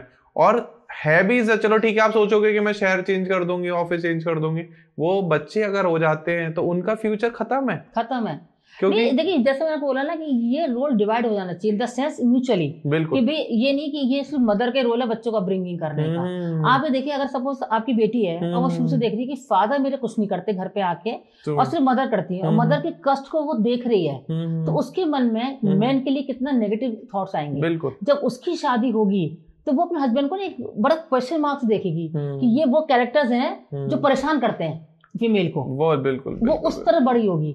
बेटा होगा तो वो देखेगा कि हमें तो विमेन की हेल्प ही नहीं करनी, क्योंकि मैंने तो फादर को भी देखा ही नहीं हेल्प करते हुए। वो नेगेटिव इम्पैक्ट बन जाता है। ये नेगेटिव इम्पैक्ट है, ट्रू है, क्योंकि आप लोग तो नॉर्मली लड़ रहे हो, पर बच्चे जो देख रहे हैं ना वो उसी माइंडसेट से बड़े हो रहे हैं। हमने देखा भी है, मतलब मेरी कुछ एक फ्रेंड थी जिनके मदर और फादर दोनों सेपरेट हो गए थे, उनका डाइवोर्स हो गया था। तो वो एक फीमेल से भी मेरी बात हुई, तो उन्होंने शेयर किया कि ध्रुव हम मेरे ना मम्मी पापा एक साथ नहीं रहते, और उस वजह से उसके बहुत गलत आदतों में वो जा चुकी थी। और बहुत ज्यादा वो ओवर इमोशनल हो जाते हैं, कोई भी उनका फायदा उठा लेता है, कुछ भी कर लेता है, और एक तरीके से उनकी पूरी लाइफ जो है रूंड हो जाती है, मतलब कुछ नहीं बचता उनकी लाइफ में। तो आप दोनों का डाइवोर्स लेना, सेपरेट होना आपके लिए हो सकता है अच्छा हो, लेकिन उस इंसान के लिए अच्छा नहीं है जो आप मिलके दुनिया में लेकर आए हो। बिल्कुल आप सही है, अगर आपको इतना झगड़ना है ना तो आप नई जिंदगी खराब मत करो। हाँ बिल्कुल, आप मत करो, अब पहले अलग हो जाओ। बिल्कुल बिल्कुल, बाद में अगर बाद में कुछ हो रहा है, अराइज कुछ ऐसा हो रहा है, तो फिर उसको अराइज होने मत दो। बिल्कुल, क्योंकि आपके अलग होने से एक ब्रोकन फैमिली का जो बच्चा बड़ा होता है ना, आपको आइडिया भी नहीं है साइकोलॉजिकल वो कैसे आइडेंटिटी के साथ बड़ा होता है। बहुत वीक होता है मैम, बहुत ज्यादा। आई हैव फ्यू मतलब मेरे क्लाइंट्स, अभी एक लड़की आई थी मेरे पास, वो ब्रोकन फैमिली की ही थी।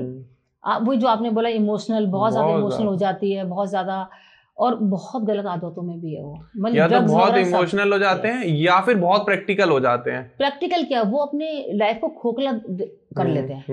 प्रैक्टिकल इसलिए हो जाता है। मतलब मैं तो दोनों तरीके के लोग देखे हैं, या तो ऐसे होंगे कि बिल्कुल ही वीक हैं, या फिर ऐसे हो जाएंगे कोई मर जाए उन्हें कोई फर्क नहीं पड़ता, क्योंकि उन्होंने वही चीज देखी ना घर में। इसलिए फैमिली ब्रोक ना ही करें तो बेटर है। बिल्कुल। और अगर एक चीज है, शादी या तो आप करो मत, करो तो डिवोर्स बट अपनी डिक्शनरी हटा दो। बिल्कुल हटा दो ये वर्ड। हमेशा मिड पॉइंट पे बने रहो, जीरो पे बने रहो, ना माइनस में जाओ ना प्लस में जाओ। मतलब जो कहते हैं ना कि आपको या तो शादी करो ही मत, करो तो भैया डिवोर्स वर्ड को माइंड से हटा दो।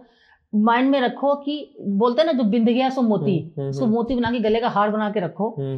या तो आप शादी मत करो, आप पहले ही खूब 1 साल 2 साल 3 साल एक दूसरे को जज कर लो, और अगर उसके बाद आपको लगता है we can go forward for the marriage, कि ऐसी चीजें से अप्स एंड डाउन्स भी आएंगे, लाइफ स्मूथ नहीं होने वाली है, खूब ऊंचे नीचे पहाड़ आने वाले हैं, तो उस तरीके से करो। मतलब हंसते हंसते कट जाए रास्ते वाली स्थिति को लेके चलो साथ में, कि हमें अब जो हम एक हो गए हैं, अब हम अलग नहीं होना किसी भी हालत में। आप प्रोफेशनल से आप हेल्प लो। देखिए हम प्रोफेशनल्स बैठे इसीलिए हैं कि नॉन जजमेंटल होकर हम बात करते हैं, और एक कहते हैं ना एक स्पेस ऐसे देते हैं जो आप सपोर्टिव स्पेस। हम किसी के साथ नहीं होते। मेरे यहाँ तो कपल काउंसलिंग जब आते हैं ना, तो वाइफ ज्यादातर गुस्सा हो जाती है, कहती है आप तो इन्हीं की साइड ले रहे हो, या हस्बैंड गुस्सा हो जाते हैं कि आप तो इन्हीं की साइड ले रहे हो। मैं कहा भाई मैं किसी की साइड नहीं ले रही हूँ, मुझे जो गलत लग रहा है मैं वो बोल रही हूँ। फिर उनको आ जाता है समझ में 1-2 सेशंस के बाद कि वो साइड नहीं है, पर क्योंकि उनको आदत क्या है, लड़कियां अपनी मदर को जाके बोलती हैं, वो उन्हीं की साइड बोल रही है, लड़का अपने मदर को जाके बोल रहा है, वो उसी की साइड बोल रही है, उनको वही सुनने की आदत पड़ जाती है। हाँ बेटा तेरे संग बड़ा गलत हो रहा है, हम तो पछताए शादी करके। उनको वही सुनना होता है, उनको सुनना ही नहीं होता कि तुम गलत हो। तो ये चीज पर बहुत काम करना जरूरी हो गया, और इसलिए काउंसलर्स की एंट्री हो गई है। हाँ जी। तो मैम इसमें आप कोई 5 गोल्डन रूल्स बताना चाहेंगे हैप्पी मैरिज लाइफ के लिए, जो लोग ये वीडियो देख के रिजेंबल कर पाए और उनको फॉलो करके अपनी या तो शादी टूट रही है तो बचा लें, या सोच रहे हैं डाइवोर्स लेने का तो ना लें, या शादी करने वाले हैं तो आप प्री मैरिज में ही वो प्रिपेयर हो जाएं कि हाँ भाई ठीक है ये सब हो सकता है और ऐसे हम लोगों को एक हैप्पी मैरिज लाइफ गुजारनी है। देखिए अभी आपने कहा कि अगर डाइवोर्स लेने की सोच रहे हैं, अगर पहले बात तो सोचना बंद करें आप। सबसे बड़ी बात तो ये है, पहला गोल्डन रूल तो यही है कि सोचना बंद करें, प्रॉब्लम में सॉल्यूशन ढूंढना शुरू करें। हर प्रॉब्लम की सॉल्यूशन है until unless that relation is very toxic. आपको फिजिकल अब्यूज कर रहा है, कोई गलत चीजें कर रहा है, तब तो देखिए अलग चीज हो गई, बिल्कुल ट्रू, वो एक्सट्रीम है वो। तब तो आप सोचें, तब तो सोचे नहीं, आप ले ही लें, अदरवाइज तो मत सोचो, क्योंकि आपके अलग होने से आपके बच्चे बहुत इफेक्ट खाते हैं, क्योंकि चिल्ड्रन नीड बोथ, मदर भी फादर भी। Being a wife you might not be needing a husband, but and being a husband you not be needing a wife, but children will be needing parents. True. तो उन children के लिए ही थोड़ा बहुत करो, आपस में बैठो, एक प्रोफेशनल काउंसलर के पास जाओ, बात करो। देखिए कुछ सेशंस लेते लेते आपको रियलाइज होगा कि कुछ गलतियां अनअवेयरली हो रही थी, लोगों की बातें सुन सुन के हो रही थी। लड़कियों की फ्रेंड्स कह देती हैं तू तो बर्दाश्त कर रही, मैं तो नहीं करती, हाँ बस ये हिट कर गई, ऐसा होता है। Correct, do you agree with that? Husbands की जो होते हैं कलीग्स, यार तू कैसे बर्दाश्त करता है, यार मैं तो नहीं करता एक दिन भी, वो कहते हैं मैं तो दो थप्पड़ मार देता। अब वो शाम को आएगा तो इसी माइंड सेट आ रहा है, अब बोलेगा तो थप्पड़ ही मारूंगा क्यों? वो मेंटली प्रिपेयर होके आया, उसका इंटेंशन नहीं थे ऐसे वाले, ना वो ऐसी पर्सनैलिटी का बंदा था, पर वो इतना इवोक होके आया ना कि उसका ले आज यही करता हूँ।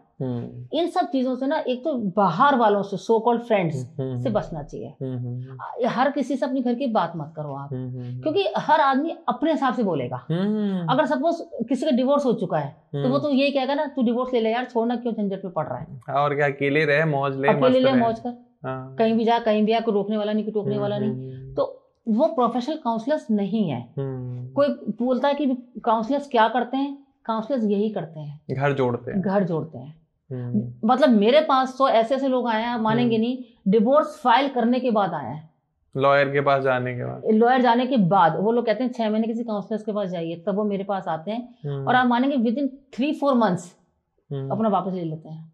नहीं करते, कहते नहीं जाना, गलत कर रहे थे हम लोग, तो रियलिटी चेक दिखा देते हैं उनको। तो आप वो उनको स्टेप गाइड्स दे देंगे कि ऐसे ऐसे रूटीन फॉलो करो, सब सही हो जाएगा। तो एक तो ट्रस्ट आया, एक लव आया एक दूसरे के लिए, एक स्टैंड लेना भी आया। ऐसा नहीं है कि लड़का ही स्टैंड नहीं लेता, कई बार लड़की भी स्टैंड नहीं लेती हस्बैंड के लिए, बिल्कुल खुद ही जा जाके 10 जगह बुराइयां करती है उसकी। तो उस चीज से भी बचना चाहिए कि 4 लेडीज बैठी, अरे मेरा हस्बैंड भी ऐसा, तो वो भी बोले कि हाँ मेरा भी ऐसा ही है, बैक बिचिंग, कि मैं क्यों पीछे रह जाऊं। और उनको ये समझ में नहीं आता कि ये वाइब्स ट्रांसफर होती है। अगर साइंटिफिकली देखें तो अगर मैं आपके बारे में बार बार गलत बोल रही हूँ तो वो वाइब्स आप तक पहुंचेंगी, और वैसे ही हो जाएंगे आप वैसे हो जाएंगे, क्योंकि ये वाइब्स ट्रांसफर होती हैं। बोलना ही छोड़ दो, वैसा बस बोलो नहीं है ठीक है, अच्छा है, या तो आपके पास ऑप्शन है, नहीं है तो उसी को ठीक करो फिर। जैसे पुराने लोग बोलते थे ना तो को कोई और, ना मोह को कोई ठौर, कि ना तेरे लिए कोई और है, ना मेरे लिए कोई जगह है कोई दूसरी। अगर ये चीज लेके चलोगे ना तो डिवोर्स वर्ड ही भूल जाओगे आप, फिर सॉल्यूशन पे काम करने लगोगे। घर के अंदर लड़ाई भी कर लो, प्यार भी कर लो, सॉल्यूशन भी दे दो, और कभी ये मत कहो कि भाई मेरे को ये चाहिए, हमको ये चाहिए, क्योंकि ये हम वाली सिचुएशन है ना। आपको अच्छा घर चाहिए, अच्छे बच्चों की एजुकेशन चाहिए, आपको जो चाहिए हमको चाहिए ना, क्योंकि ये नहीं कि बच्चा मेरा अगर अच्छे स्कूल में पढ़ रहा है और हस्बैंड या वाइफ इतना अफोर्ड नहीं कर पा रहे हैं, उस पर अल्लाह मच रहा है, ऐसा नहीं होता। बिल्कुल, हमारे बच्चे हैं, हमको अच्छा देना है, तो वर्क ऑन दैट टुगेदर, एक जॉइंट वेंचर की तरह काम करो। मैं वर्ड हटा दो और एक्सेप्ट करो रियलिटी एक्सेप्ट कर लो। सोशल मीडिया से के दिखावे से थोड़ा दूर हो जाओ। हर सिचुएशन में मुझे ये गिफ्ट नहीं मिला, कि मुझे वो गिफ्ट नहीं मिला, इससे दूर हो जाओ। वो डिवोशन खत्म हो गया है। अगर मैं आपको एक एग्जांपल दूं, करवा चौथ का व्रत आता है, कितनी नौटंकी होती है, बहुत ज्यादा हस्बैंड की जान निकल जाती है, मैं आपको सही बता रही हूं। मतलब वो जो एक लव था ना, एक डेडिकेशन था, उस मजबूरी बन जाती है। वो कहता भाई तू मत कर, शांति रख। वो चीज ऐसी सिचुएशन लाके खड़ी कर दी है। क्यों? वो एक्चुअली आपने देखा होगा आजकल रील्स भी बहुत ज्यादा बन रही है उस पर, इसी वजह से कि ना तुम ऐसे नहीं करते हो, ये नहीं करते हो। मेरी फ्रेंड ने कि हस्बैंड ने तो ये दिया, तुरंत स्टेटस लग जाते हैं ना लोगों के। स्टेटस वो आपको नहीं पता कितना फेक है। आपको क्या पता कितना फेक है? कल को आपकी वाइफ लेके लगाते मेरे हस्बैंड मर्सिडीज ही है, तो कैसे पता सही बात ट्रू है? है, ट्रू है। और किसी की बात रियली लड़ रही है कि जो उसको मर्सिडीज दी है, तुमने तो ऑल्टो भी नहीं दी। तो इस सिचुएशन से अगर डेडिकेशन, जो मैंने आपसे बोला राधा कृष्ण का प्यार, उस प्यार को इतना सा समझ लो ना, 1% भी, तो आई थिंक हर घर मंदिर है, फिर हर घर मंदिर बन जाएगा कि डिवोशन, डेडिकेशन एक दूसरे के लिए, और जैसे कहते हैं ना, एक सद्भावना के साथ समर्पण, एक सद्भावना समर्पण रखो आप, फिर देखो घर क्या बनता है। मैं आपको इंटरप्ट करूंगा। हाँ। मैं एक बहुत बहुत संत हैं, बहुत अच्छे संत हैं, और वो सोशल मीडिया पर कहीं वीडियोस नहीं बनाते। मैं उनके पास बैठा हुआ था, तो मैंने उनसे ऐसी जनरल क्वेश्चन पूछ लिया था कि महाराज जी, अगर किसी हस्बैंड वाइफ की ज्यादा नहीं बनती तो वो दोनों क्या उपाय करें, क्या करें? तो उन्होंने मुझे बस इतना उपाय बोला था कि दोनों को बोल कुछ ना करें, डेली सुबह उठ के साथ में पूजा करें। करेक्ट। इतना कर लें, मैं गारंटी दे रहा हूँ, वो अगर उनका डाइवोर्स भी हो गया तो दोबारा शादी कर लेंगे। स्पिरिचुअलिटी बहुत हेल्प करती है। तो वो कह रहे थे कि कुछ ना करें बेटा, वो साथ में सुबह हवन कर लें, कोई पूजा कर लें, आरती कर लें, कुछ भी कर लें, बस साथ में दोनों बैठ के इतना कर लें बिना मन के। मैं अपने हर काउंसलिंग में बोलती हूँ ये चीज कि आप दोनों साथ बैठ के हनुमान चालीसा करें, बस इतना कर लें। मैं इतना बोलती हूँ हर वक्त कि आप दोनों साथ बैठे। सुबह ना कर कहते हैं अरे नहीं मुझे जल्दी ऑफिस जाना होता है, मैं तो साथ नहीं बैठ पाती जल्दी, क्योंकि बच्चे स्कूल जाने होते हैं।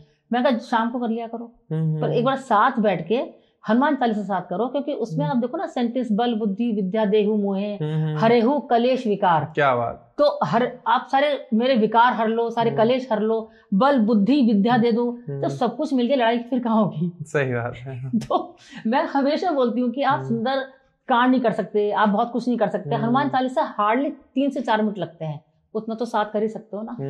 ये मैं हर काउंसलिंग को, हर कपल को बोलती हूँ ये चीज। या मेरे तो हर कपल को पता है कि हर घर में हनुमान चालीसा वो लोग करते हैं साथ में।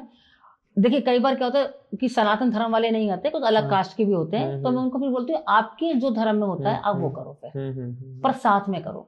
तो मैम जैसे आपने बताया कि दोनों साथ में हनुमान चालीसा का भी पाठ कर लें, तो मतलब उनका ये मान के चलो कि 99% शायद प्रॉब्लम सॉल्व हो जाए। बिल्कुल हो जाती है, क्योंकि एनर्जी बहुत हेल्प करती है। बिल्कुल, मैं भी मानता हूँ और बिल्कुल बिलीव भी करता हूँ, और ऑन कैमरा भी बोल सकता हूँ कि अभी तक मैं ये नहीं कर रहा था, लेकिन आपने सलाह दी है और मैं बिल्कुल उसे डेफिनेटली ऑप्ट करूंगा। करके देखिए, आप 15 दिन के अंदर देखेंगे सब कुछ सही चल रहा है। आप नहीं कि इतना और बढ़िया होगा, और बढ़िया हो जाएगा, और बढ़िया हो जाएगा, और कनेक्शन अच्छे हो जाएंगे। देखिए जैसे ट्रस्ट बहुत होना चाहिए, जो आपने गोल्डन रूल बोला है अच्छी मैरिज के लिए, ट्रस्ट तो होना ही चाहिए, फॉरगिवनेस बहुत होनी चाहिए। बिल्कुल। अगर कभी किसी से, आपने बोला था स्टार्टिंग में कि अगर किसी का मैरिटल अफेयर हो गया और बाद में उसने सॉरी वॉरी बोल दिया, तो फिर फॉरगिव कर दो, सेकंड चांस जरूर दे दो। सेकंड बार भी अगर किया तब फिर मत करो। जैसे बोलते हैं ना, पहली बार गलती है दूसरी बार गुनाह है, तो पहले वो गलती मान लो और उसको फॉरगिव कर दो, चाहे हस्बैंड हो चाहे वाइफ हो, एक बार जरूर करो आप उसको फॉरगिव। ट्रस्ट फैक्टर तो होना ही चाहिए, लव जरूर होना चाहिए, लव इन द सेंस कि एक टाइम स्पेंड साथ में। लव की, if you love somebody show it वाली बात जो होती है, छोटे छोटे जेस्चर्स दे दो, कभी एक चॉकलेट ला के दे दो, कभी एक फूल ला के दे दो, नहीं तो जब आप काम पे जा रहे हो उसके माथे पे एक किस कर दो, एक छोटी सी चीज होती है, but that give a very good comfort in the sense, एक सिक्योरिटी लगती है, ये चीज होती है। तो ये छोटे छोटे जेस्चर जो है ना, वो आपकी मैरिड लाइफ के लिए बहुत अच्छे होते हैं। बच्चों को लेकर झगड़ा मत करो, बच्चों को लेकर एक पॉजिटिव बनाओ, क्योंकि बच्चे भी, देखिए आप बहुत लकी हैं कि बच्चे हैं आपके पास, कितने कपल्स हैं जिनके बच्चे नहीं है। तो आप बच्चों को लेकर झगड़ा मत करो कि मैं कितना करूं, मैं कितना करूं, हम कितना क्या ना कर दें ये सोचो। सही बात है। जब आप ये सोचोगे ना कि हम क्या ना करते हैं, तो जो आप कर रहे हो वो आपको बहुत कम लगने लगेगा ऑटोमेटिकली, कि नहीं यार हमें और भी बहुत कुछ करना है बच्चों के लिए, क्योंकि हमें को बहुत अच्छी लाइफ देनी है। बच्चों को डिपेंडेंट मत बनाओ, पर बच्चों को, जैसे हम बोलते हैं ना कि संस्कार जरूर सिखाओ। पेरेंट्स जब खुद ही लड़ेंगे सारा टाइम, खुद पूजा नहीं करते, I have seen so many couples कि हम ज्यादा भगवान में बिलीव नहीं करते। तो आप बिलीव करो ना करो, एग्जिस्टेंस तो उनकी है ही। सही बात। आप बिलीव नहीं करोगे थोड़ा उनकी एग्जिस्टेंस चली जाएगी। सही बात। तो एग्जिस्टेंस उनकी है, और उस एनर्जी को आप देखना शुरू करो। उस तभी तो देखिए हमारे हिंदुओं में क्या होता है, अग्नि के फेरे लगाए जाते हैं, और उसके तुरंत बाद एक दूसरे का अटैचमेंट आ जाता है। अगर आपने कभी भी नोटिस किया होगा तो कितनी भी आपकी लव मैरिज हुई, आपने बोला मेरी लव मैरिज हुई, नहीं मेरे अग्नि के फेरे भी हुए हैं, उसके बाद आपने देखा नहीं कि अलग बॉन्डिंग आई अंदर से। वो एक्चुअली प्रैक्टिकली है ना कि फेरे हो गए तो शादी हो गई। यस। तो वो फेरों में क्या होता है, मंत्रों का ही एक, कहते हैं ना, निचोड़ होता है, मंत्रों की शक्ति डाली जाती है, जो आप एक दूसरे के लिए कनेक्टेड हो जाते हैं। इस कनेक्शन की वजह से ही हमारे हिंदुओं में फेरे लगाए जाते हैं। True है। अग्नि का जो बोलते हैं, विष्णु भगवान का, लक्ष्मी जी का, गौरी पार्वती का जो हम रखते हैं, सब चीजें ये सब चीजें होती हैं। साइंस के पीछे देखिए पूरा स्पिरिचुअलिटी है। बच्चों के सामने गलत तरीके से रखते हैं लोग, इसलिए वो कहते हैं भगवान ही मानते। उसको साइंस की तरह आप समझाओ, सब बच्चे मानेंगे। सही बात है। आप भी तो मानते ही है ना? मैं पूरी तरीके से मानता हूं। सब लोग मानते ही है ना? बिल्कुल बिल्कुल बिल्कुल। तो मैम आपसे बात करके और आपकी जो थॉट्स हैं और जो आपने मुझे सॉल्यूशंस बताए, हमारे व्यूअर्स को बताए, बहुत ज़्यादा कनेक्ट कर पाए और बहुत ज़्यादा अच्छा लग रहा है। आई होप आपको भी ये वीडियो पसंद आई होगी। और अगर आपकी मैरिज में कोई इश्यूज चल रहे हैं या आप शादी करने वाले हैं और अपनी कंपेटेबिलिटी चेक कराना चाहते हैं, तो मैम से आप अभी कांटेक्ट कर सकते हैं। स्क्रीन पर आपको मैम का नंबर आ रहा होगा, साथ में डिस्क्रिप्शन में भी मैम के contact detail, email address and address पूरा कंप्लीट है। आप वहां जाके मैम से डायरेक्ट कांटेक्ट कर सकते हैं, प्रोफेशनल काउंसलर है। और साथ में अगर आपको ये वीडियो पसंद आई हो तो प्लीज लाइक कर दें। और कोई भी ऐसा क्वेश्चन है जो आप डायरेक्ट नहीं पूछना चाहते, आप सोच रहे हैं कि मैं कमेंट सेक्शन में पूछ लूं, या आपको हमारी कोई बात अच्छी नहीं लगी हो, आपको लगा हो कि यार ये तो सब तुम लोगों ने बकवास बातें बोल दी, तो कमेंट सेक्शन खुला हुआ है, आइए कमेंट करिए, हम आपका रिप्लाई करेंगे। बाकी वीडियो पसंद आई हो तो प्लीज शेयर करिए अपने उन दोस्तों के साथ जिनके साथ आपको लगता है ये प्रॉब्लम्स चल रही है और उनको ये वीडियो जरूर देखनी चाहिए। साथ के साथ हमारे सपोर्ट के लिए, मैम के सपोर्ट के लिए चैनल को प्लीज सब्सक्राइब कर लो। कोई पैसे नहीं लग रहे, फ्री ऑफ कॉस्ट है, इसके कोई पैसे नहीं जाते। इससे हमें सपोर्ट मिलता है, मोटिवेशन मिलता है कि हम आपके लिए ऐसी वीडियोस और भी लेकर आए। बाकी मिलते हैं हम अगले पॉडकास्ट में, तब तक के लिए thank you so much. Thank you so much ma'am आने के लिए। Thank you so much for inviting. Okay, thank you ma'am. Thank you.